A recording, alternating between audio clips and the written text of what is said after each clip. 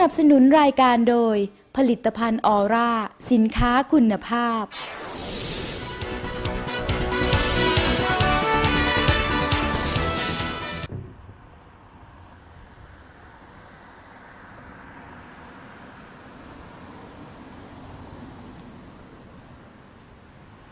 So because the snow and rain this year has been abnormally high, 150% of normal, the water is still flowing at a rate that makes it unsafe to get into the river. Getting down the mountain is not the hard part, but getting to the water and making sure that the people we put into the water to rescue or to recover the victims is safe is just not practical right now because of the water flow, the level of the water. And if a swimmer was to, or a rescuer was to have to break away from the car because of the car maybe it moved, because in the flow sometimes the car can move, and that can be dangerous to the rescuer because it can crush or trap a rescuer underwater. So if the rescuer gets downstream, the downstream safety that we have is not acceptable to put people into the water.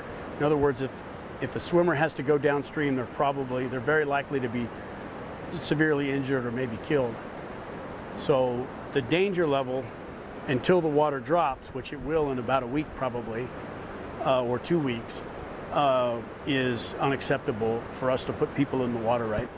We're going to reassess around 400, probably 600 to 400, and we expect that to come because it normally will drop this time of year. Last year, this time of year, you could have just walked right out to the car. The flow was so low, and so we just have to wait for it to drop. And now, like I said, 400 is a number I would like to see, but we're making assessments, and if the risk is acceptable, we'll assess it, and if it's acceptable risk, then we already have a plan in place to recover the victims, but the water has to cooperate with us.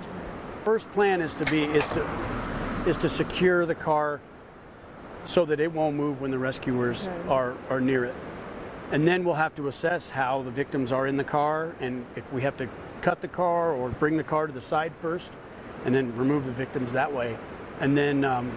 And then there's any number of options available to us, like the helicopter. We can use the helicopter to sling the victims up in the air and take them, to a vehicle or something and get them down the mountain.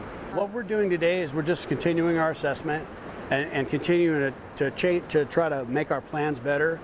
And the military is here at the request, the National Guard wanted to assess it as well. We're maintaining overall control of the scene. We're the incident commander, the sheriff's office is.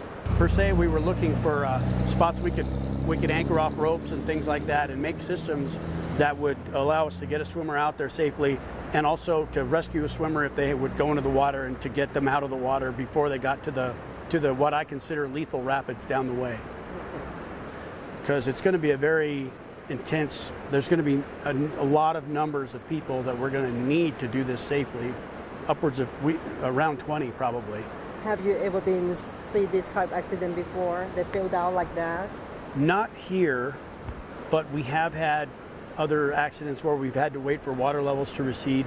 I've never seen an accident at this particular spot or anything like that, if that's what you mean, but we do a lot of water rescue of live people and also deceased people in water just like this. So we have a lot of experience in this type of water.